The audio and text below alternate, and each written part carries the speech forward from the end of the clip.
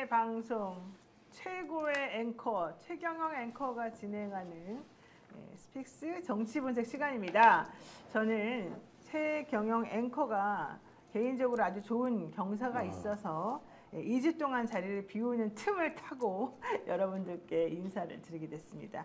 최경영 앵커는 11월 초에 돌아오실 예정이고요. 저는 여러분들하고 그 사이에 남아있는 일주일을 아주 그냥 알차게 여러분들께 저를 각인시켜드리는 그런 자리를 한번 삼겠습니다. 네, 저는 노영희 변호사고요. 오늘 함께할 세 분 소개합니다.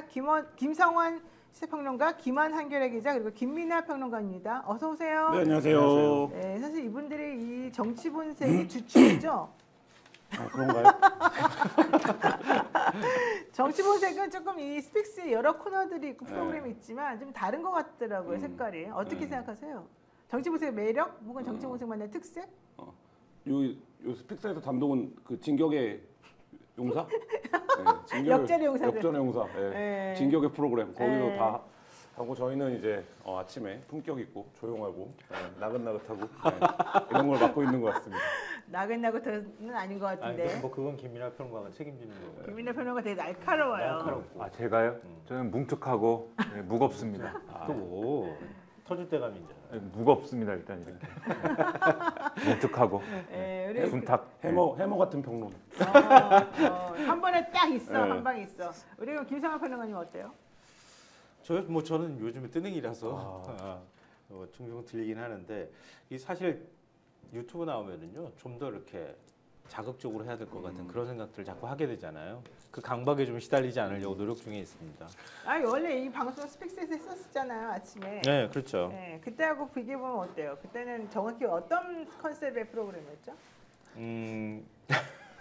두 분이 하셨었잖아요. 그렇죠. 저는 그 방송을 원래 두 분이 네. 그 KBS에서 저녁 때 밤에 라디오를 하셨었잖아요. 네. 그 시간엔 그 목소리가 참 듣기 10시야, 좋다고 퇴근할 10시야. 때 생각을 했는데 아침에 와서 그 목소리를 들으니까 세상이 바뀌었구나. 밤낮이 바뀌었구나. 이런 생각을 그렇구나. 좀 했었죠. 근데 요즘 같은 경우에는 보수신문 읽는 재미가 좀 있어가지고 그러니까 보수신문이 어떻게 흘러가고 있는지 그리고 윤석열 대통령하고 어느 정도 거리를 두는지 지금 굉장히 갈등하고 있잖아요. 네네. 윤석열로 갈 것이냐 한동훈으로 갈 것이냐. 근데 윤석열 대통령을 일단 버린 것 같고 기대를 뭐 아예 안 하고 포기한 것 같고요. 한동훈 대표한테 힘을 실어줘야 되나? 이것도 사실은 좀 갸웃하고 있는 상황인 것 같아요. 그래서 그런 보수 언론의 태도를 좀 관찰하는 게 요즘에 굉장히 재밌는 포인트가 아닌가 싶어요. 그렇죠, 김민하 평론가? 그리고 이제 보수 언론이 자기네 동네에서 일어나는 일은 제일 잘할 거 아닙니까? 네. 취재도 제일 잘 될 것이고 정보가 많을 거 아니에요. 근데 이제 많이 안 쓰지만 또 안 쓰는 것 같지만 조금씩 더 써놓습니다. 무슨 일이 있었는지. 그거 찾아내는 재미가 있고 그걸 찾아내가지고 막 이렇게 또 설명을 드리고 그거를 찾아냈다고 막 이렇게 또 잘난 척하는 재미도 있고 뭐 그랬는데 이제 정기환 대표님이 없애버렸기 때문에 뭐더 이상 할 말은 없습니다.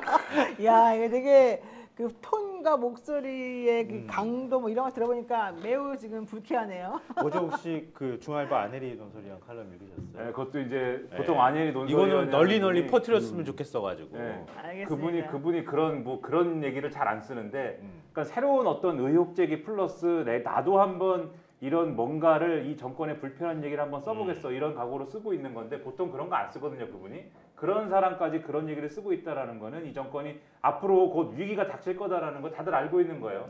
위기를 스픽스와 함께 즐겨보시기 바랍니다. 네, 이 가운데 속보가 들어왔습니다. 전원일기를 시작으로 드라마, 영화, 예능에 출연하면서 엄청난 사랑을 받던 김수미 배우 25일 오전에 향년 75세로 세상을 떠났답니다. 심정지가 발생을 했고요. 오전 8시께 성모병원으로 이송이 된 후에 사망 판정을 받았는데요.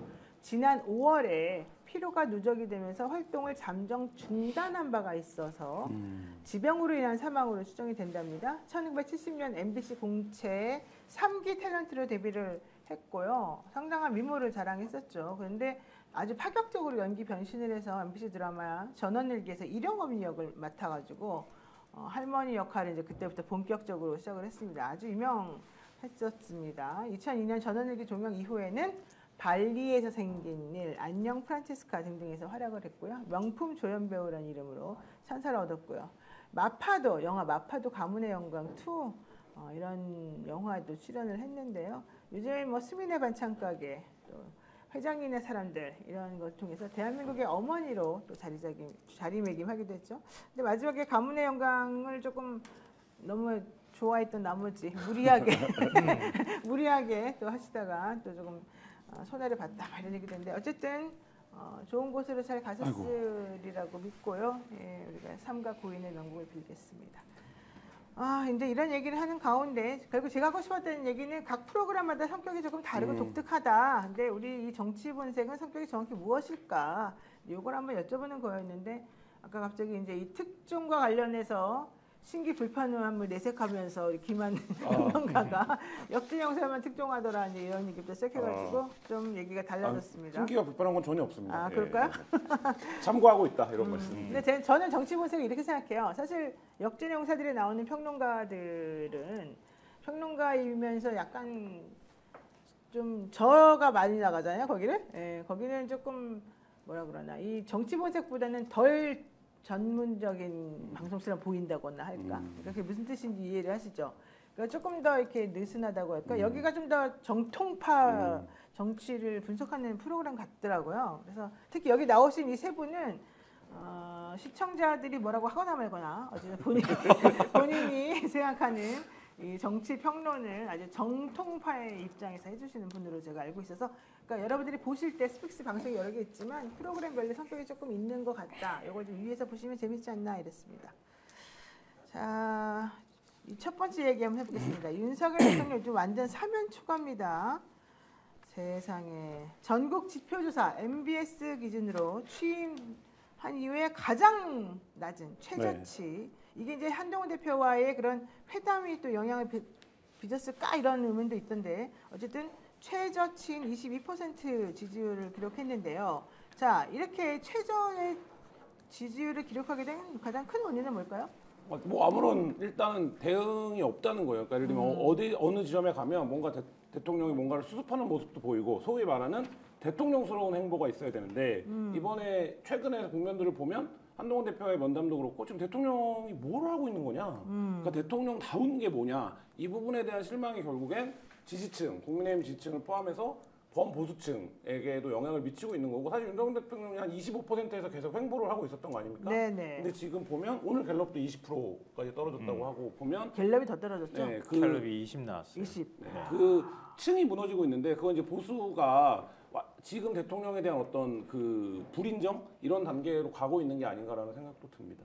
오늘 갤럽 조사 갤럽 조사도 최저치가 나왔거든요. 지난 총선 끝나고 난 다음에 21% 나왔어요. 그게 최저치였거든요. 그 다음에 이제 21에서 23회 사이에서 왔다 갔다 하는 모습을 보였는데 그 지난주에는 22 나왔었거든요. 네. 근데 지금 더 떨어졌어요. 20 2%가 나왔어요. 떨어졌어요. 네, 20 네. 나왔는데 이게 사실 뭐 여러 조사가 있기는 하지만 갤럽 조사가 아주 오랫동안 조사를 한 기관이기도 하고 또 그래서 역대 정부하고 비교가 가능한 조사이기도 해서 좀 상대적으로 저는 개인적으로 많이 인용하고 있는 편인데요. 이번에 20 나왔다는 얘기는 만약에 한동훈, 윤석열 양자 대결이 좀 더 여야 갈등이 더 심화될 경우에는 더 떨어질 가능성이 있다. 이걸 보여주는 지표인 것 같고요. 제가 뭐 지금 아직 나온 지 얼마 안 돼가지고 정확하게 다 분석하지는 못했지만 제일 눈에 띄었던 건 70대 지지율이에요. 21에서 23 왔다 갔다 할 때 70대 지지율이 이렇게 왔다 갔다 하는 모습을 보였거든요. 70대 지지율이 결국은 윤석열 대통령을 떠받쳐주는 힘이란 말이에요. 네. 70대 이상 지지율이 어느 정도 되느냐에 따라서 그 지지율이 떨어졌다가 올라갔다는 현상이 나타났는데 이번에 70대 이상 긍부정 평가가 뒤집혔어요. 그래요? 네. 70대 70대 이상이 잘하고 있다가 41이고요. 잘못하고 있다가 43이 나왔어요. 어머. 그러니까 결국 지금 60대는 이미 다 돌아섰거든요. 네. 60대는 잘하고 있다가 31이고 잘못하고 있다가 63이거든요. 그러니까 60대는 이미 이전부터 돌아서 있는 상태였어요. 그러니까 20대 초반에 지지율이 나왔는데 70대마저도 지지율이 깨지고 있는 거다 지금. 이거는 좀 주목해봐야 될 현상인 것 같고요. 대구 경북도 역시 마찬가지인데 대구 경북이 잘하고 있다가 26이고요. 잘못하고 있다가 60이 나왔어요. 대구 경북이. 그쪽도 이제 돌아섰다더니 정말 그런가 보네요. 네. 그리고 부울경이 사실은 저는 조금 더 낮게 나올 줄 알았는데 잘하고 있다가 27, 잘못하고 있다가 59거든요. 오히려 부울경이 대구 경북보다 조금 더 좋은 쪽으로 나왔다고 볼 수 있는데 그러네. 이거는 아마 지난번에 재보궐선거 효과가 일정 부분 남아있기 때문에 그런 것 아닐까. 거기에 대해서 좀 지지층이 결집해 있는 상태고 그만큼 관심을 그 지역에서 선거 열기 때문에 가졌기 때문에 이 정도 수치가 나왔는데 만약에 대구 경북이 가만히 있는 상태에서 부울경의 다음번에 어떤 실망감이 더 커져가지고 좀 더 떨어진다. 이러면은 진짜 19, 10%대 숫자가 나올 가능성도 있다. 네. 다음 주를 주목해봐야 된다. 알겠습니다. 지금 많은 분들이 전체적으로 소리가 좀 작다 그러니까 우리 PD님 그거 좀 신경 좀 써주시고요. 일상 속 행복 라이언님이 10%대 사실상 10%대입니다. 특히 대구 경북이 돌아섰습니다 이랬는데 김민혜 평론가님 어때요? 갤럽에서 이제 20%를 딱 찍은 게 이제 추석 전에 한번 있었거든요. 네. 그때가 이제 의정 갈등 한참 벌어지고 그 다음에 이제 한동훈 대표하고 또 그때도 이제 그 대립각이 좀 있고 요럴 때잖아요. 그때 그렇죠. 한동훈 대표가 갑자기 이제 의정 갈등과 관련돼서 여야정 의정 협의체를 만들고 뭐 이런 거를 하겠다라고 하면서 뭔가 윤석열 대통령의 무슨 의료 개혁이니 뭐니 하는 거에 대해서 반기를 들어가지고 맥락이 형성되면서 이제 그렇게 된 건데, 근데 이게 이 전화 면접으로는 한 20%대 중후반, 그리고 ARS로는 뭐 30%대 중후반 요 아래로 이제 지지율이 떨어지면 그때부터는 요게 원래는 그 수준이 이제 윤석열 대통령의 뭐 콘크리트 지지층이다 뭐 이렇게 얘기를 하잖아요. 근데 그 아래로 떨어졌다는 거는 크게 보면은 두 가지 이 요인이 작용을 한다. 보통 이렇게 보시면 될 것 같아요. 첫 번째로는 보수층도 어떻게 커버하지 못하는, 우리가 뭐 시장의 용어로 실드를 치지 못하는 무슨 사건이 벌어졌다. 그래서 이런 일이 있는 이 상황에서는 도저히 여론조사에서 윤석열 대통령을 지지한다고 말을 못하겠다. 이런 일이 벌어졌거나, 대표적으로 뭐 바이든 날리면 뭐 이런 사건이 벌어진다든지, 그렇죠? 지금 같은 경우는 뭐냐면 그게 김건희 여사 건이에요. 결국은 김건희 여사 건 관련돼 가지고 여러 가지 얘기가 지금 나오고 있기 때문에, 명태균 씨 의혹도 있고 뭐 여러 가지 있기 때문에 검찰이 불기소한 건도 있고 이렇기 때문에, 그래서 여론조사에 답을 못하는 요게 하나가 있고, 네. 그 다음에 이제 내전이 벌어졌을 때입니다. 가령 윤석열 대통령이 이준석 대표하고 싸운다든지 이런 거 있지 않습니까? 지금은 뭡니까? 한동훈 대표하고 이러잖아요. 네. 이 예를 들면 MBS 조사의 경우는 21일부터 이제 조사가 진행됐기 때문에 21일부터 23일까지 진행됐기 때문에, 그러면 21일 날 만남이 이루어졌으니까 적어도 22일, 23일은 이 한동훈 대표하고 윤석열 대통령 간의 만남이 반영된 조사거든요. 그 이틀 정도는. 네. 그러면 이게 반영이 됐으니까 보수층의 내부 분열이라든가 이런 것들이 반영이 상당히 된 거죠. 네. 그러니까 실치 나온 거고, 갤럽도 아마 제가 지금 자세한 날짜는 지금 못 봤지만 반영된 날짜일 거예요. 날짜 보면은. 그럴 수밖에 없는 거니까. 그러니까 한동훈, 윤석열 둘이 싸우니까, 두 사람이 싸우는 그 대놓고 윤석열 대통령이 한동훈 대표 그렇게 무시하는, 완전히 그거는 짓밟으려고 만든 이벤트지 않습니까? 회동이라는 게 딱 보니까. 네. 그러니까는 보수층도 이거는 윤석열 대통령이 잘못하는 것 같아. 이 응답을 할 수밖에 없는 거지 않습니까? 네. 그러니까 고령층, 영남, 그중에서도 TK 이런 데서 부정평가가 높아질 수밖에 없는 거고, 그러니까 또 최저치 찍는 거거든요. 그래서 이런 것들이 이제 같이 이제 영향을 미쳐가지고 이 지지율이 하락했다고 보시면 되는데, 그럼 앞으로 이게 예를 들면 반등을 하려면 거꾸로 얘기하면은 김건희 여사 문제 같은 게 해결이 되거나, 네. 윤석열 한동훈 사이가 좋아지거나 이런 게 돼야 되지 않습니까? 근데 근데 너무 될 기미가 없죠. 네. 그렇죠? 그러니까는 앞으로 떨어지거나 요 상황이 유지되거나 둘 중에 하나인 거다. 이런 생각이 든다는 거죠. 역시 김민혜 평론가 한국갤럽 조사 안 보고도 좀 이렇게 정확하게 그러니까. 예측을 하고 갤럽에 나온 있는데요. 거랑 똑같네. 네, 한국갤럽이 김건희 여사 문제가 15거든요. 부정평가 이후에 가장 높은 요인으로 나왔고요. 그 다음에 이제 쭉 내려가면서 이전에 나왔던 부정평가 사유가 그대로 다 있는데요. 소통 미흡이 부정평가 이후에 한 4%포인트 올라갔어요. 올라갔고, 소통 미흡. 네, 여당 내부 갈등이 2%로, 그러니까 일종의 부정평가 사유로 등장했다는 거예요. 그러니까 이게 22일부터 24일까지 이루어진 사흘 동안 이루어진 조사거든요. 네. 그러니까 유난 그 차담회 끝나고 난 다음에 그 갈등이 반영이 된 여론조사다 이렇게 봐야 될 것 같아요. 그러니까 얘기한 것처럼 김건희 여사 문제 해결 안 되고 여당 내부 여야 갈등이 더 격화될 가능성이 있다고 본다면 네. 보수층이 깨지고 있다는 뜻이거든요. 다음 주에 더 깨지면 진짜 10%의 숫자도 볼 수 있다 이런 겁니다. 그러니까. TK나 노인들을 이제 선거 때 뭐 기자들이 이제 말하자면 민심 동향 취재 이런 걸 하잖아요. 근데 이분들은 이슈 민감성이 그렇게 크지 않습니다. 뭘 물어보면 이슈를 물어보면 뭐 좀 보지 뭐 이런 식의 대답이 많아요. 그러니까 예를 들면 본인의 생각을 잘 바꾸지 않아요. 그러니까 강한 지지층인데, 근데 저는 유난 갈등에서 TK나 노령층에 미치는 영향이 이런 거라고 봅니다. 예를 들면 진보적 정치관을 갖고 있는 분들은 야 저기서 뭐가 되겠어? 이런 식의 이제 비판을 갖죠. 그리고 보수층은 거기서 뭔가 해결되기를 바라죠. 근데 이 TK와 노영철 뭐를 보는 거냐면 대통령이 대통령처럼 처신을 안 한다는 거예요. 그렇죠. 예, 그러니까 거기서 자기가 데리고 있던 어쨌든 뭐 후배 검사잖아요. 그리고 만났으면 네. 뭔가 통 크게 이거를 해주고 박대도 안 하고 이렇게 해줘야 되는데 그치. 왜 저걸 뭐 대통령이 그런 모습을 안 보이냐? 그건 무슨 얘기냐면 지금 20% 22%가 나왔는데 야 윤석열 대통령이 대통령으로서 뭔가 이제 기대를 그만해야겠다. 사람이 그렇다. 이런 이제 평가로 나아가고 있는 사람이 그렇다. 단계로 맞아요. 보여요. 예. 그러니까 뭐 지난번 총선 때도 얘기 나왔던 것처럼 그 이후에도 김건희 여사 문제 나오는 거 다 싫어해요. 그러니까 이거는 보수 쪽에 뭐 원외 인사라든가 국회의원들도 공유하는 얘기입니다. 그러니까 뭘 김건희 얘기 듣기도 싫어 이렇게 얘기를 하는 거는 일정하게 반영이 됐다고 보이는데 지금 지지율이 더 떨어졌다는 건 그 차담회 때 대통령 옹졸한 모습. 그러니까 그런 모습에 대한 실망감이 커져서 윤석열 대통령이라고 하는 사람한테 이제 기대감을 접기 시작했다. 근데 그러면 한동훈 대표라도 뭔가 제 역할을 하면서 뭔가 치고 그쵸, 나가주길 그쵸. 기대하는 마음이 있을 텐데 거기서 결론이 안 나오고 한동훈 대표도 지지부진할 경우에는 이제는 기대할 게 없다 쪽으로 더 기울어질 가능성이 있다. 아니, 제가 제가- 거기 한마디만 제가 김한 기자님 말씀하신 거에 부연을 하자면은 음. 보통 여당 대표하고 대통령이 머리를 맞대고 이러면은 사람들이 이 정치 뉴스 보면서 아 저 두 사람 간에 긴장 관계가 있고 싸운다라는 이제 그런 것들을 사실관계를 알더라도 어떻게 연출을 하나를 볼 거 아닙니까? 그러니까 대통령하고 여당 대표가 만났으면 당연히 뭐부터 해야 되는 거냐면은 우리가 밑에서는 막 싸우더라도 이렇게 모처럼 만나가지고 나라를 어쨌든 제대로 통치하기 위해서 머리를 맞대고 고민을 했습니다. 뭐 이런 것부터 보여줘야 되는 거잖아요. 이게 보통의 문법이지 않습니까? 네. 일반적인 정상적인 정권의 문법이잖아요. 아무리 자기들이 속으로는 싸우고 있어도. 근데 우리가 본 건 뭐냐면은 상관 안 하겠다는 거예요. 어떻게 보시든지 간에 나는 오늘은 한동훈이를 한번 혼내줘 보겠습니다. 여러분 잘 보십시오. 내가 한동훈이를 어떻게 대하는지.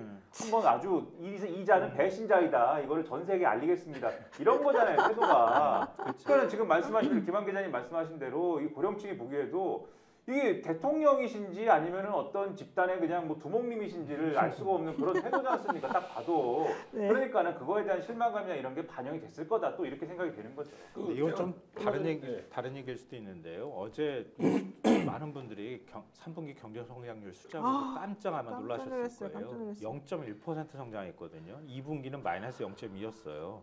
1분기만 1.3 성장했는데요. 한번 잠깐. 1분기 1.3 올라갔을 때 대통령이 이제 한국 경제 살아납니다. 이렇게 얘기했잖아요. 맞아요. 이제 모범적인 그 어떤 경제 회복의 그 길로 들어섰습니다라는 식으로 얘기를 하고 8월 국정브리핑 때도 그렇게 막 장담하듯이 얘기했거든요. 네네. 근데 그거 끼고 있는 3분기가 어떻게 됐습니까? 박살났어요. 근데 이걸로 끝나지 않는다는 거예요. 지금 차관 경기는 훨씬 더 심각한 상황이거든요. 그렇죠. 아마 지금 자영업 하시는 분들 더 많이 아실 것 같고 지금 곳곳에 식당 문 닫고 이러는 모습들 아마 목격하고 계실 텐데요. 우리 동네 8시만 되면 깜깜해요. 다 문을 닫아가지고. 이게 1% 경제 성장률이라고 하는 걸 되게 웃기게 생각하는 모양인데요. 대통령이라는 그러니까. 사람이 1% 떨어진다는 거는요. 네. 우리가 지난해 1.4가 나왔거든요. 그걸 거의 IMF 이후에 그러니까 그 우리 외환위기 환란 이후에 거의 처음 나오는 숫자랑 다름이 없다고 얘기해요. 왜냐하면 코로나는 아주 특별한 상황이었기 때문에 그치. 그렇게 얘기했거든요. 그때하고 비교가 될 만큼 지금 내수 경제가 안 좋다는 얘기예요. 그런데 IMF가 어떻게 했냐면 지금 한국은행도 이제 숫자 조정해야 될 상황이 네, 왔는데 네. 2.4를 전망했는데 2.4는커녕 제가 보니까 2% 초반이나 1%까지 때까지 떨어질 가능성이 있는데 IMF가 올해 경제 성장률 전망치를 2.5라고 했어요. 근데 내년은 2.2라고 예상했어요.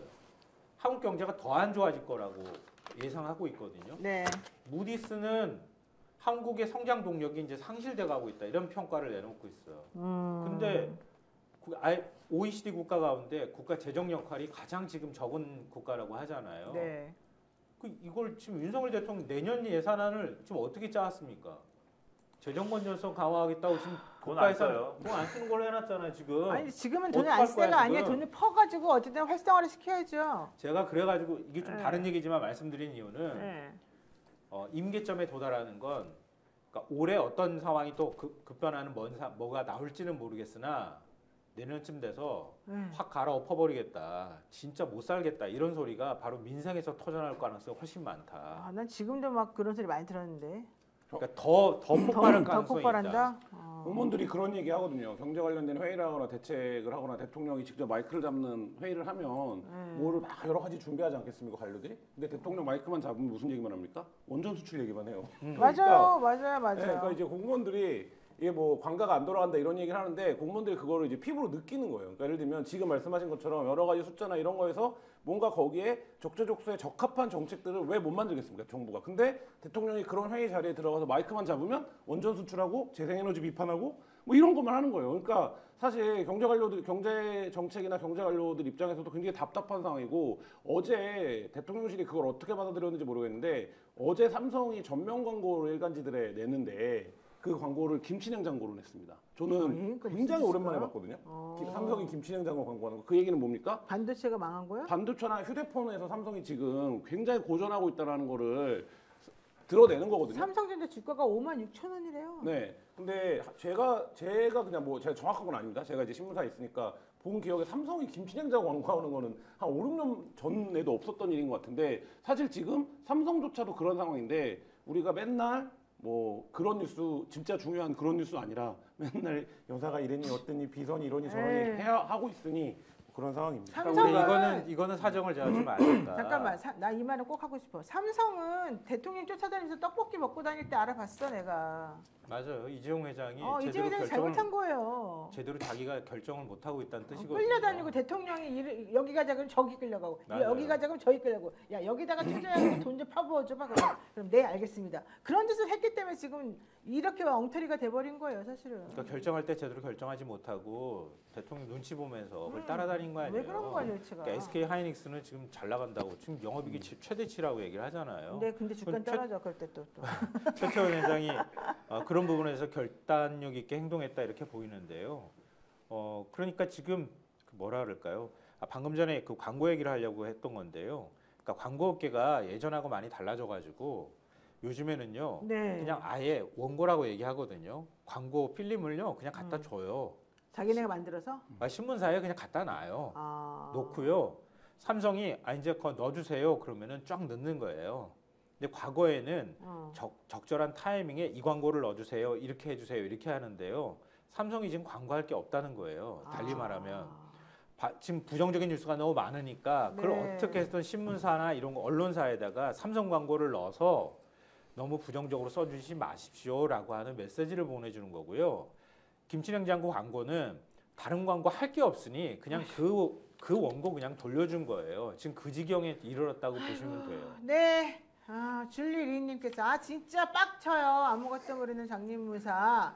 햇빛마을님 동네 도시락 아줌마 울더만요. 장사 너무 안 된다고. 톰킴님 동네에 공실이 너무 많아요. 햇빛마을님은 생각난 김에 금반지 2개 팔러 가야 됩니다. 우리 동생도요 솔직히 요즘 돈 없다고 집 팔아가지고 어디 딴 데 이사 가야 된다고 그러고 있어요. 나도 속상해 죽겠어요. 자 스픽스 정치보세 응원하시는 분들 구독 좋아요 꾹꾹 눌러주세요. 지금 많이들 보시고 계시는데 구독 좋아요가 너무 적어요. 좋아요가 특히 적네요. 여러분들 많이 눌러주시고 저희 그래야지 여러분들하고 좀 더 활기차게 얘기할 수 있을 것 같고 더 좋은 얘기를 많이 퍼뜨릴 수 있을 것 같습니다. 중요한 거 안개님이 말씀하셨는데 올해만 나라 세수 적자가 32조입니다. 나중에 나라비 때문에 정말 대한민국 답 없을 것 같습니다. 나라 망하게 하는 게 진짜 목표 아닐까요? 그것까지 정말 그럴까요? 그런 너무 심한 거 아닌가요? 망하게 하겠다는 목표도 없어요. 그런 목표도 없어요? 네, 그냥 참네요. 한동훈과 싸우자 이런 거. 아이고 진짜 내가 먹겠다. 뭐 너무 이런 거. 신경질난다 진짜. 권력 다툼, 난 방어한다 이런 거. 올드보이에 나오는 오대수예요. 오늘만 대충 수습하는 거예요. 그러니까 뭔가 목표가 있으면 이렇게 안 하죠. 나는 그렇죠. 웃긴 게 권성동이 어저께 그랬어요. 한동훈이 그 대통령한테 얘기했던 3가지. 사실상 대통령이 다 수용한 거 아니냐. 여사도 안 나타나고 지금 얼마나 자제하고 절제하냐 이랬거든요. 어제 나타났죠. 그러자마자 딱 나타나는 거야. 윤 대통령 국정 운영평가 긍정평가가 22%고 부정평가가 27%인데 이 부부한테 문제가 있다라고 생각하는 게 바로 73%가 김건희 활동 좀 그만해라. 얼굴 좀 그만 보고 싶다. 이제 이런 거거든요. 김 여사 대외 활동 중단해야 된다. 이렇게 많은데도 왜 이번에 그렇게 꽉꽉 나올까요? 도대체 자기가 나와서 뭘 하겠다고? 나오면 뭐 달라지냐고? 뭘 할 수 있는 게 있냐고? 왜 화를 더 돋굴까요? 그뭐 폴란드 대통령 국빈 방문이니까 여사가 여기 안 나와야 나올 되는 수는 거예요? 없었다. 뭐 이렇게 아. 또 얘기를 할 거라고 보이는데요. 네. 그러니까 더 황당한 거는 오늘 이제 몇몇 신문이 이제 그걸 보도하기도 했고 아시는 분들도 있겠지만 그 의장대 사열하고 막 하잖아요. 네. 군악대가 연주가 딱 시작되는데 하늘에서 북한이 뿌린 전단지가 전단지가 폴폴폴폴폴 떨어졌죠. 하면서 그 여사- 앞에 여사요. 잔디밭에 똑 떨어졌어. 근데 거기에 마리 앙뚜아네트가 써 있어. 그러니까. 야 이거 너무 상징적인 장면 아니에요? 너무 대통령 창피했어. 그 구두 바로 옆으로도 하나 떨어지더라고요. 이거 어떻게 해야 되는 거야 대체? 옛날에 이런 과거가 있었나? 없죠. 그러니까 이 문제도 지금 정부가 뭐 해결을 못 하고 있는 거 아닙니까? 전단지 그러니까, 문제도. 그러니까 예를 들면 그러니까. 해결을 못 한다는 게 다른 게 아니라 해결책이 없어. 너무너무 고민을 해봤는데 해결책이 없어 이런 게 아니라 사실상 그냥 정부가 두고 있는 거 그냥 아닙니까? 손 내려놓고 있죠. 네, 그런 상황이에요. 그러니까 지금 뭐 일일이 다 언급을 안 해서 그렇지 그런 문제가 한둘이 아니에요. 그러니까 의료개혁도 지금 뭐 굉장히 떠들썩하게 정부가 뭐를 했지만 정부가 사실상 무대책인 거 아닙니까? 그냥 시간 보내고 있는 거 아닙니까? 네. 뭐 이런 상황이죠. 자, 이혼한 와중에 국정감사에서 또 아주 우리가 정말 경악할 만한 상황의 자료가 나왔습니다. 대통령실 그 KTV 공연할 때 여사를 위한 황제 관람 만든 거 아니야? 8천 몇백만 원 들여서 이랬더니 아니야.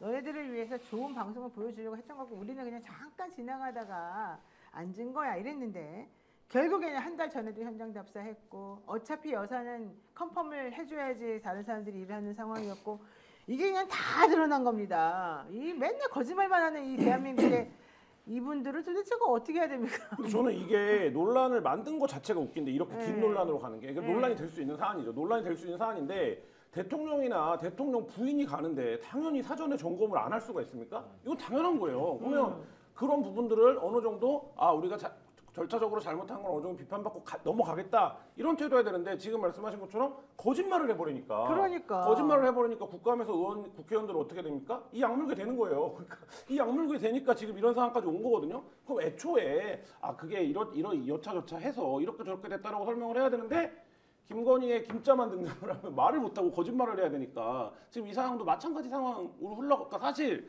어떻게 생각해 보면 여사가 뭐 그 공연을 보고 이런 게 뭐 그렇게 크게 문제냐라고 생각할 수 있는 건인데 이 건은 본질이 이제 그게 아니라 이 여사를 둘러싼 여사의 동선과 여사의 행보를 둘러싸고 왜 이렇게 공적인 책임을 맡고 있는 분들이 거짓말을 하냐 이 문제가 된 거죠. 그러니까 맨날 나는 대통령실이든 용산이든 뭐 누구든 간에 정부의 정보음이 드시는 분들이 말하는 건 이제 하나도 안 믿게 돼. 너무 거짓말이 많고 나중에 금방 들통난 거짓말을 막 아무렇지도 않게 하는 그런 게 있는 것 같더라고요. 근데 우리 그 관저 감사원 감사 결과 봤잖아요. 네. 관저공사도 김건희 여사가 사실상 다 진두지휘한 것으로 보이잖아요. 지금 나오는 모든 증거가 다 김건희라는 사람을 가리키고 있잖아요. 그렇죠. 근데 어린이 정원 만들 때에도 어린이 만드는 업체 이거 진짜 이벤트 업체라고 할 만한 데다가 어린이 정원을 다 관리를 맡겼다는 거 아니에요? 하는 거. 네.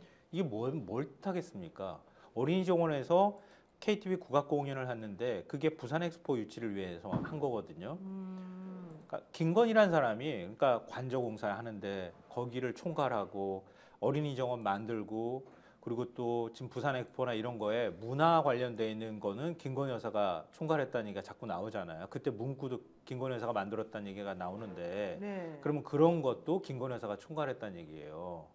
얘기를 하자면 그러니까 이 국악 공연에 대통령실 직원이 관련자들 국악인들 섭외도 하고 거기 김건희 여사 가가지고 황제 공연 관람한다고 해가지고 혼자 앉아 있고 이게 그냥 김건희란 영부인을 초대를 해서 거기 앉혀 있는 게 문제가 아니라 그걸 다 기획한 사람이라는 뜻이에요. 저는 그렇게 의심하고 있어요. 그러니까 국정에 개입했다, 관여했다는 얘기가 더 신빙성을 전 더 얻을 수 있다. 이거 언젠간 다 드러날 일이다. 언젠가? 개인적으로 저는 그렇게 생각해요. 언젠가? 그렇게 늦게? 모르죠. 언제가 될지는 모르지만 이게 다 드러날 거라고 봐요. 뭐 공천 개입 문제뿐만 아니라 이런 것처럼 이거는 내일이야 이렇게 하면서 했다는 얘기가 되는 거예요.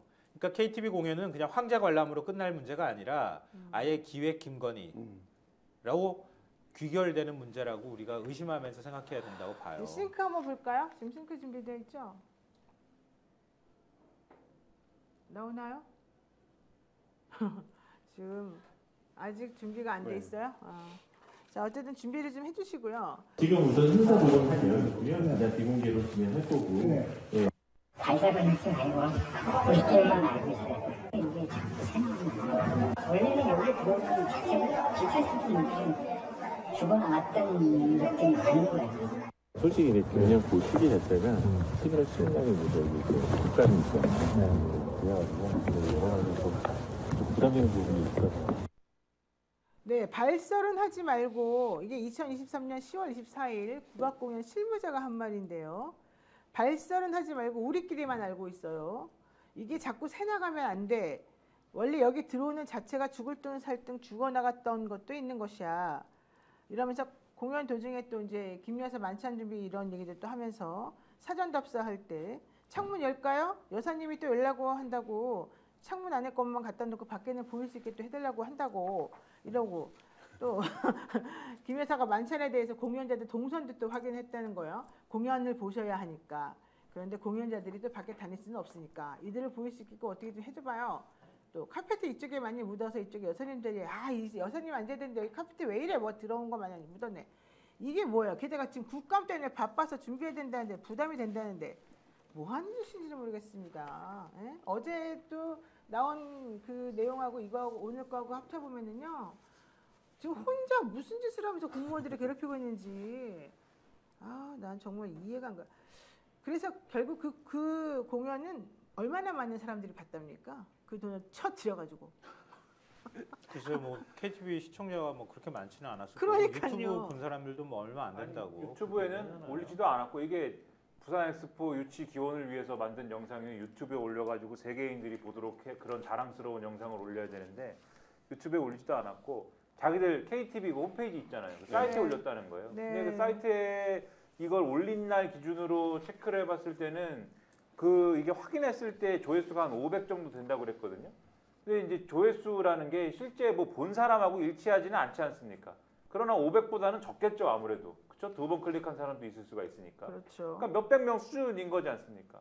이거 왜 했냐, 애초에.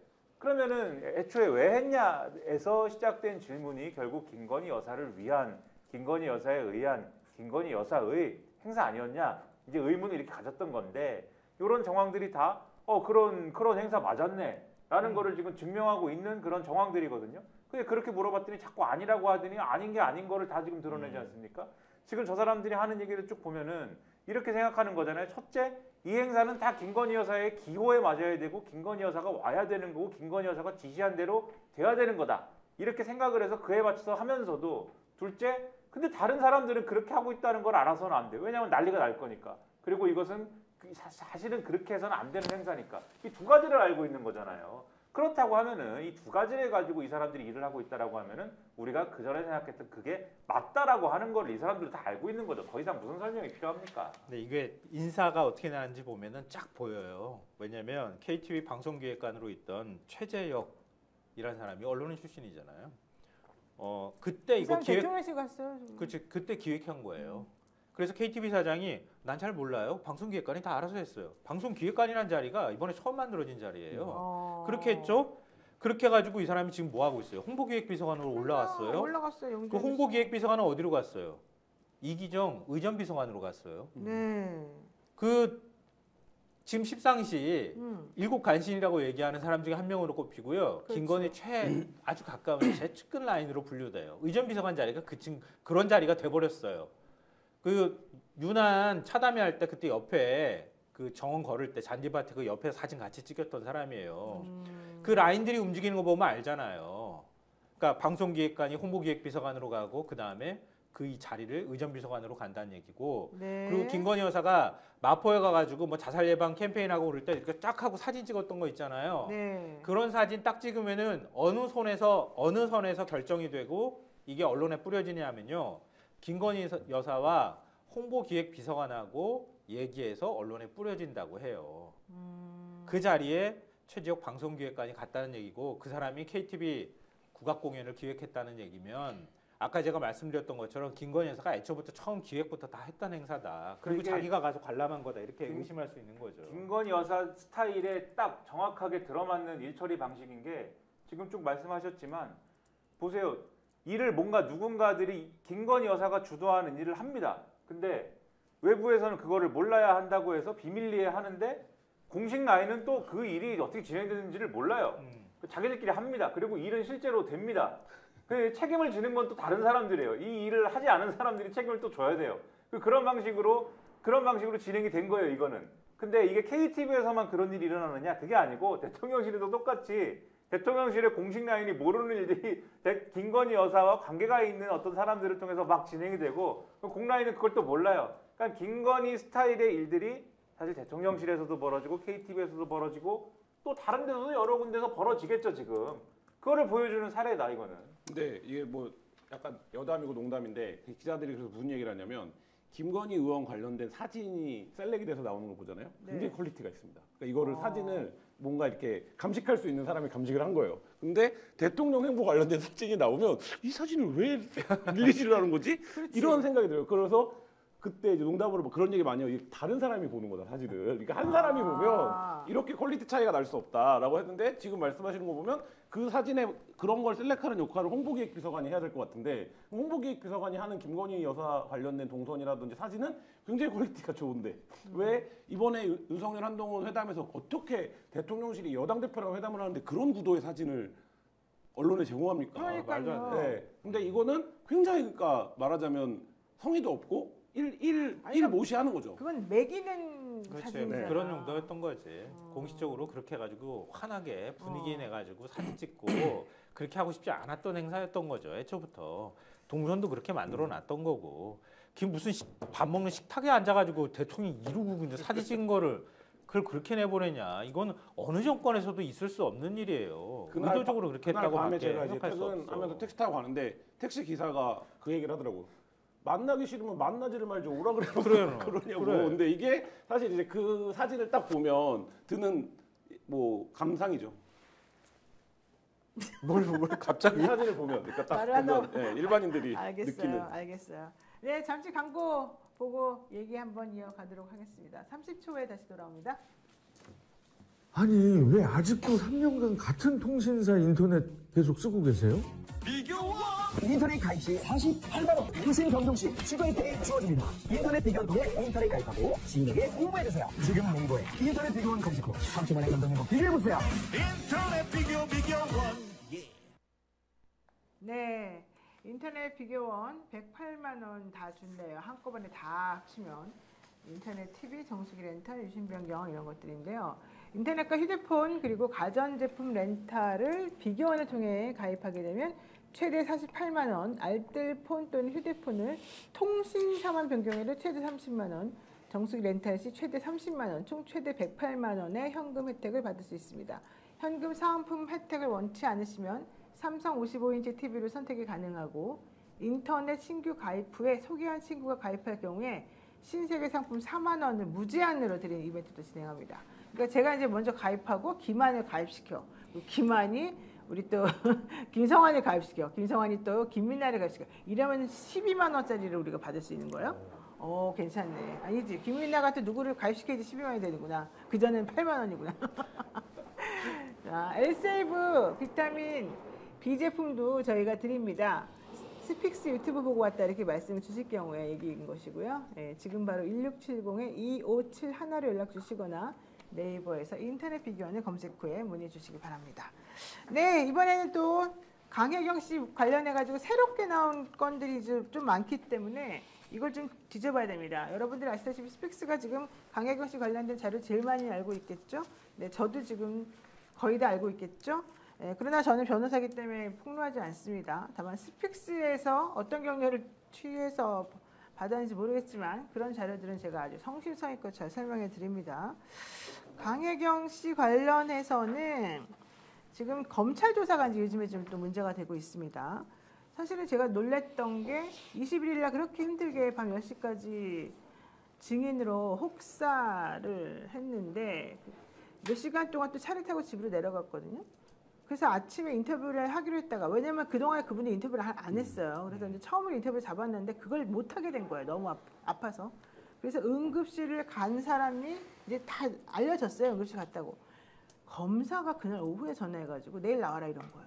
응급실 갔다고 알려져 있는 사람에게. 그러니까 이분이 또 그걸 거절을 못하고 거절해도 되는데 네 이랬다는 거예요. 그래서 저희가 또 할 수 없이 그날 밤에 변호사를 막 급히 이렇게 또 해가지고 보냈어요. 그 다음날 아침에.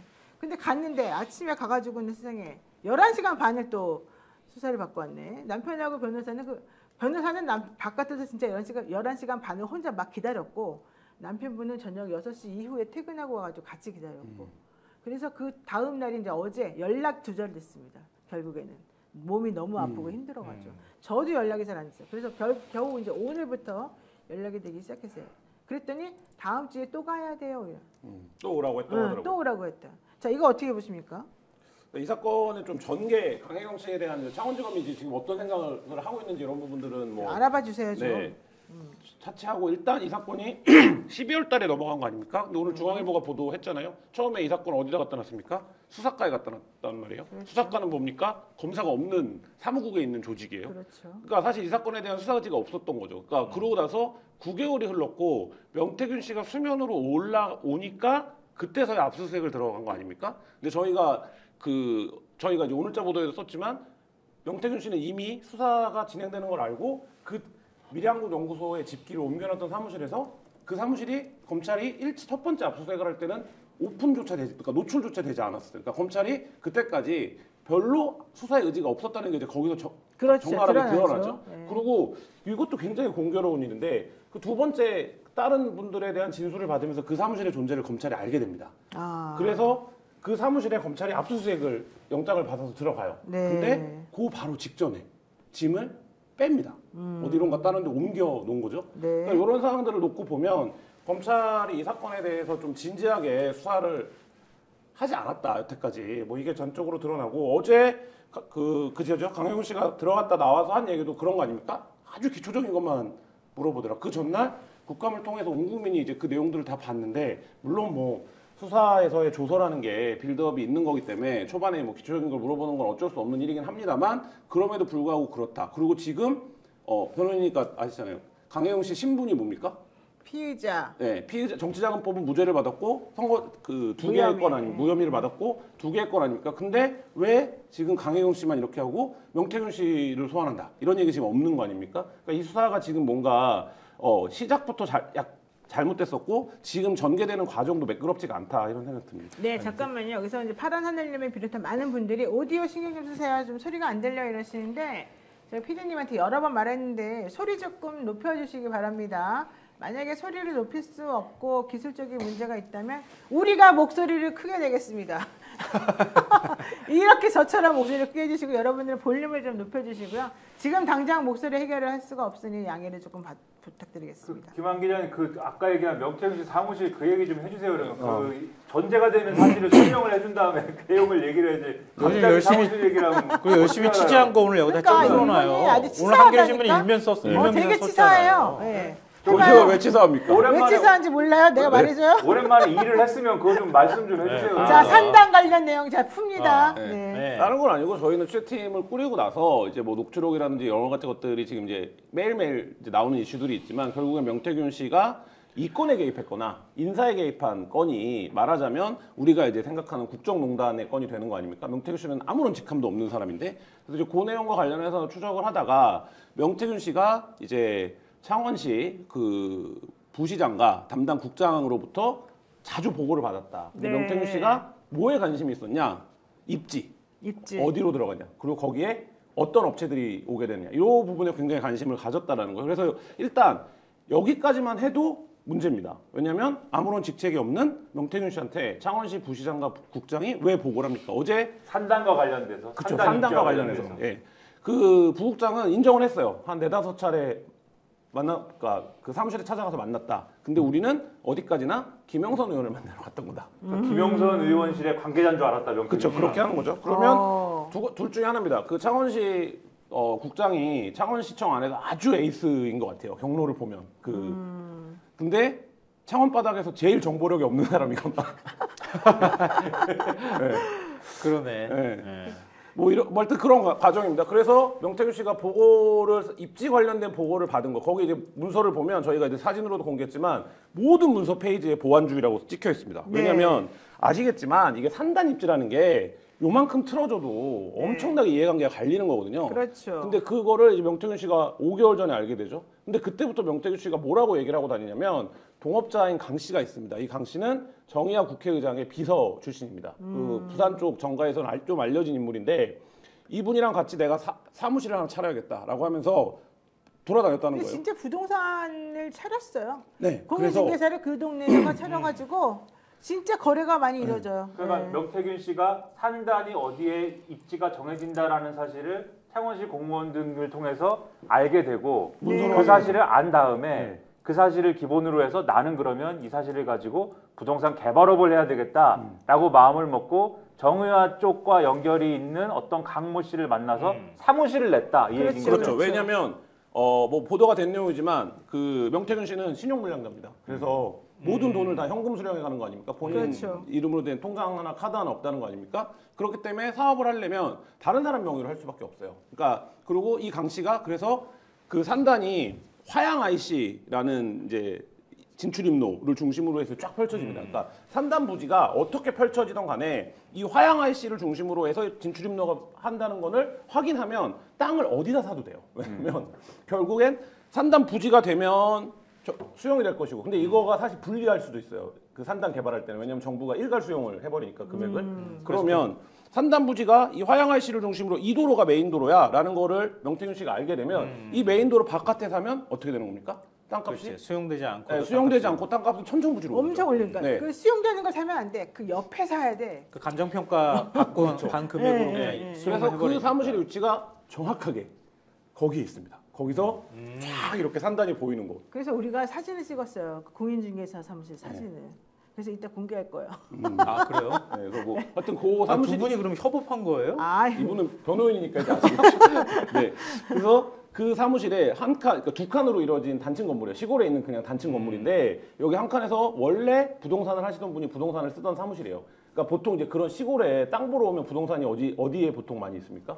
제일 목 좋은 데 있죠. 왜냐하면 오고 가는 그쵸, 차들이 그쵸, 봐야 되니까. 그쵸. 예. 그래서 그 옆자리에 미래한국연구소 집기를 옆자리에 옮겨놨는데 명태균 씨가 이거를 옮기라고 지시를 하면서 뭐라 그랬냐면 이거 내가 내년 봄에 쓸 거다 사무실이라고 얘기를 해요. 그 내년이라는 시점이 언제예요? 그렇죠. 그 내년이 언제입니까? 산단이 몇 월 며칠 날 냈습니까? 뭐 난 판단이 지금 올해 3월 3월에 15일. 3월에 3월 발표했어요. 15일. 네.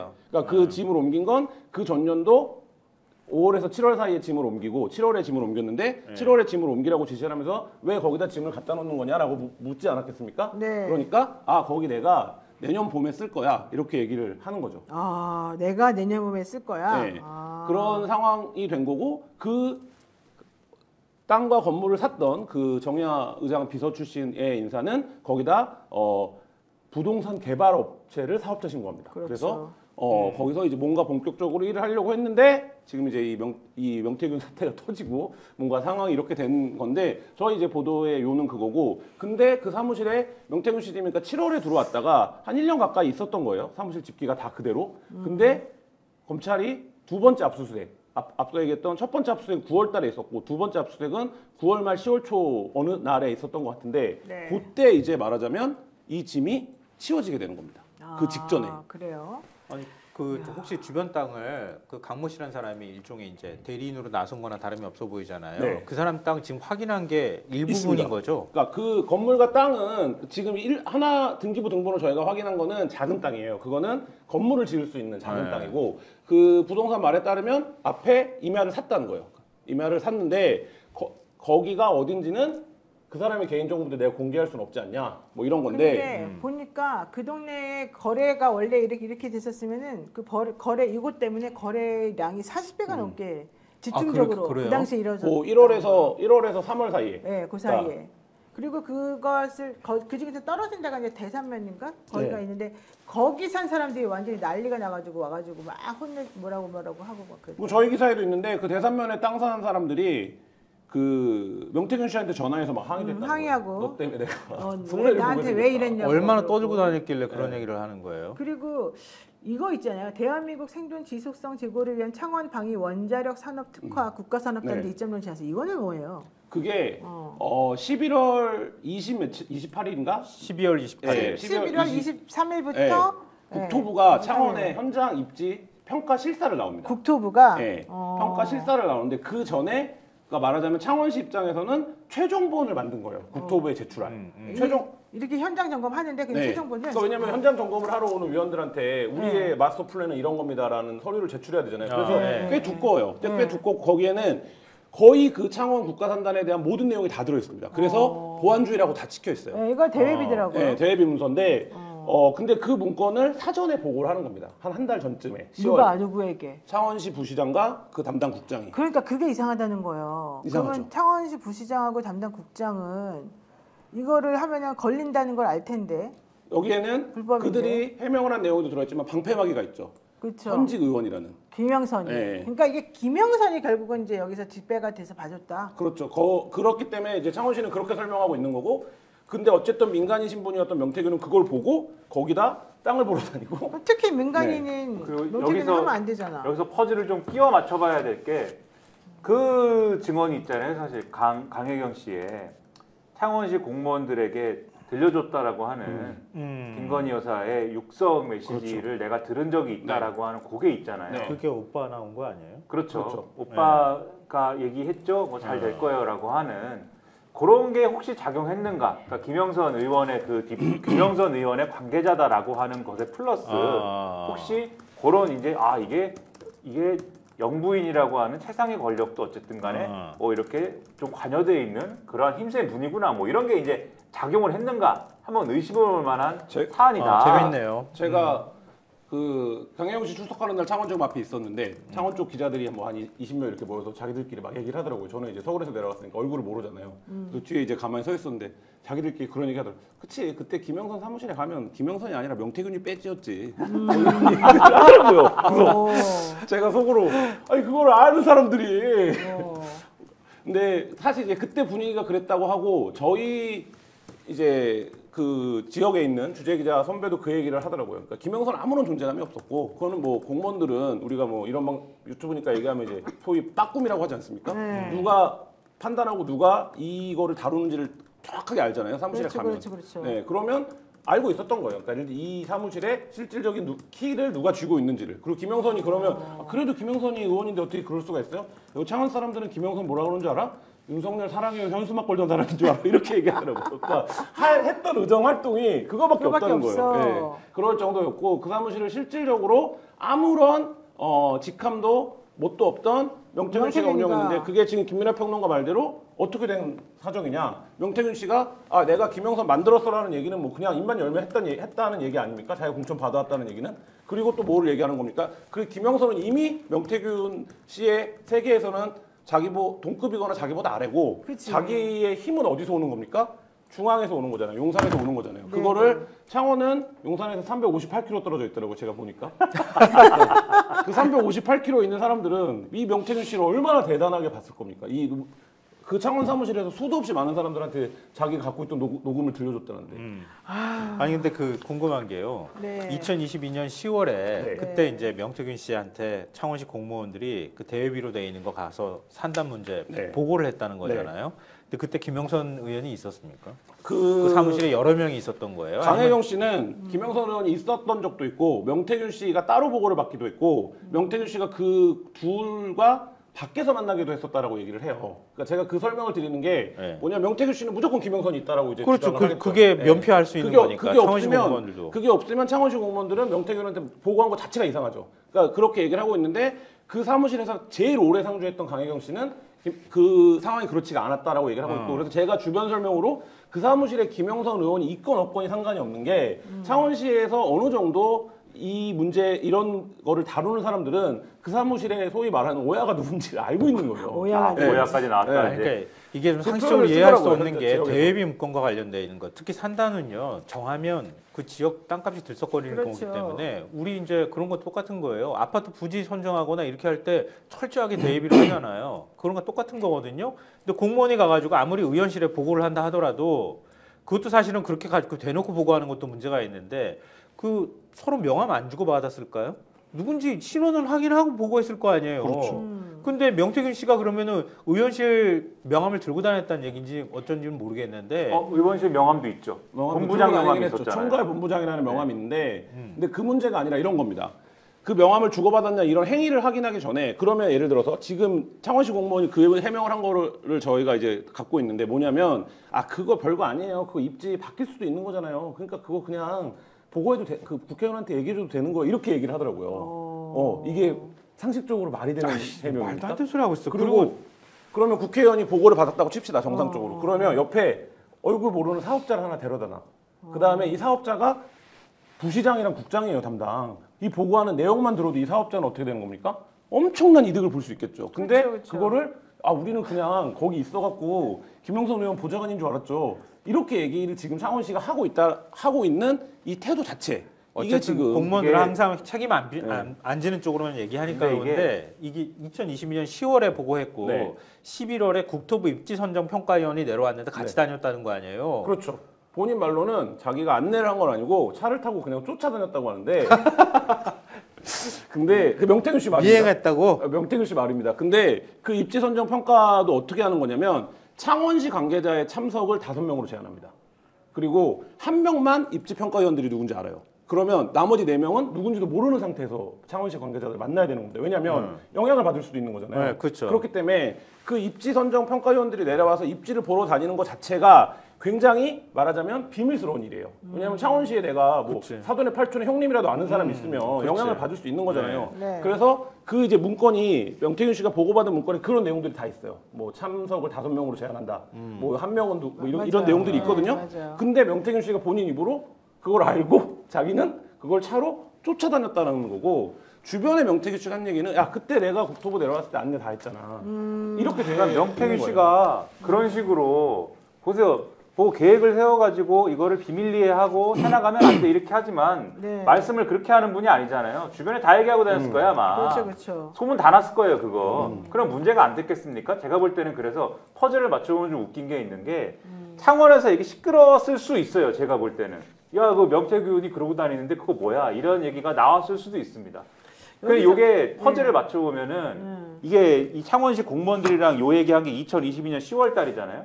근데 2022년 10월 달에 이제 또 무슨 일이 있었냐면은 윤석열 대통령이 이건 이제 뉴스토마토의 이준석 의원이 한 얘기는 이제 보도한 얘기에서도 또 나오는 거긴 하지만 또 이전에 또 사실 다른 경로를 통해서 알려진 얘기이기도 한데 2022년 10월 달에 대통령실에 이제 황모라는 사람이 네. 뭐라고 했다고 윤석열 대통령이 명태균 씨한테 전화를 했다 이 얘기 있지 않습니까? 그래서 네. 너 이제 우리 와이프한테 전화하지 마라고 화냈다는 얘기가 있잖아요. 네. 그리고 그 전에 무슨 얘기가 있냐면 명태균 씨한테 공직기관 비서실에서 2번 내려갔다는 얘기가 있어요. 대통령하고 김건희도 팔고 다니지 마라. 근데 저는 이게 지역에서 무슨 여러 가지 이 문제가 있기 때문에 그런 일이 일어났다라고 보는 거고 이 황종호 비서관이 명태균 씨가 자기를 무시해서 이제 윤석열 대통령한테 이렇게 뭔가 그런 얘기를 해서 윤석열 대통령이 뭐 끊었다고 얘기를 하는데 저는 황종호 비서관이라는 분이 자체적인 판단으로 그렇게 했을 거라고 보지 않고 김건희 여사나 누가 요거에 대한 어떤 뭔가를 했기 때문에 그렇게 작동했을 거라고 보는데 그런 게 요런 거 아닌가 싶은 게 있거든요. 근데 10월 달에 그러면 요런 게 있지만 권력이 지금 어떻게 대응했냐를 놓고 지금 추정을 해보는 건데 2022년 11월 달에 무슨 일이 있냐면 11월 달에 그 앙코르와트 대화가 있어요. 그러니까 10월 달에 만약에 이런 사안을 만약에 권력이 감지하고 야 이거는 명태균이 장난치잖아 확 끊어야 하고 딱 끊었으면 11월 달에 그 대화가 없어야 되잖아요. 그렇죠. 근데 11월 달에 앙코르 대화가 또 있습니다. 무슨 뭘 뜻하는 거냐. 그리고 12월 달에 이런 내용들까지 갈 수 있는 방금 이제 그 사무실에다가 지몽견원 얘기하면서 검찰이 그 얘기 하셨잖아요. 검찰이 감지할 수 있는 일이 일어났으면 이미 일어났음에도 불구하고 검찰이 수사를 안 합니다. 이거를. 그렇죠. 이게 다 뭘 의미하는 겁니까? 이런 일이 일어났음에도 불구하고 권력이 이거에 대해서 손을 안 대기로 이 마음을 먹었던 게 아니냐라고 하는 정황들이 있는 거 아니냐 이런 의심을 또 하게 되는 거예요. 후속 취재를 기대하고 있는 거예요 지금. 알겠습니다. 맞아요. 지금 이런 걸 공직기관 비서관실에서 이렇게 파악할 정도 상황이라고 하면 검찰이 왜 모르겠어요. 지역 정보를 다 수집을 하는데 명태균이 누군지 뻔히 아는데 명태균하고 김영선하고 얽힌 이 문제에 대한 성관이 고발이 들어갔다 그러면 검찰이 그걸 뒤졌을 때 어떤 일이 벌어질지 뻔히 알고 있었을 거 아니겠어요? 그러니까 애초에 저도 검찰이 이렇게까지 수사 안 하는 게 이상하다고 생각했는데 이건 뭔가 더 큰 게 있는 거다. 그렇지 않고서는 이거 안 된다. 맞아요. 그리고 이건 검찰의 손에 수사를 맡겨서는 안 되는 거다 이거. 특검 특검으로 가야 된다, 밖에 이거. 없다. 사실 네, 그 얘기가 그거 외에는 나올 달리 방법이 수가 없어요. 있죠. 굉장히 그 과정에서 검찰 수사가 지금 얼마나 엉터리냐면 짐을 뺀 거를 검찰이 나중에 알잖아요. 그러면 이거를 누구한테 검찰이 불러다가 닥달을 해야 됩니까? 명태균 씨를 잡아야 되는 거잖아요. 명태균 안 불러. 근데 다른 사람한테 물어봅니다. 그 짐이 어디로 갔을까요? 무서워서. 네. 무서워서 명태균 씨를 부르면 알지 말아야 될 걸 알게 되지 않습니까, 검찰이. 자, 지금 시간이 너무 다 지나가서 네. 사실은 우리가 지금 김영선 씨가 자기 돈 한 푼도 안 들이고 보궐선거를 치르면서 강혜경 씨로부터 받은 돈, 또 선거 보전비용 어디다 썼는지 이런 것들 정리해야지 사실 오늘 되는데 지금 시간 너무 많이 지나가서 오늘은 여기까지 하고 또 이 얘기는 또 다음 주에 해야 될 것 같습니다. 저희가 운영위원회에서 다음 이 11월 1일 날 오후에 발표할 게 좀 많이 있습니다. 한번 들어보시고 산단 문제는요. 지금 우리 한겨레 김한 기자가 되게 단독으로 잘 하고 있지만 이 담당하던 보좌관이 따로 있습니다. 네. 김영선 보좌관이 여러 명이 있는데 그중에 강혜경 씨는 이 산단 전담 보좌관은 아니었고 이모 씨 보좌관이 또 따로 있어요. 근데 그 보좌관이 지금 현재 연락을 안 받습니다. 일건 때문에 너무 힘들어가지고. 그래서 저희들도 우리 기자님들도 이제 그분을 찾으려고 노력은 하는데 뭐 어떻게 얼마나 찾아질지에 따라서 사실은 그 이후에 지금 얘기가 나올지도 모릅니다만 더 중요한 건 국토교통위원회라든가 뭐 원희룡 장관이라든가 이런 사람하고 좀 물어봐야 되고 김영선이 나타나야 된다.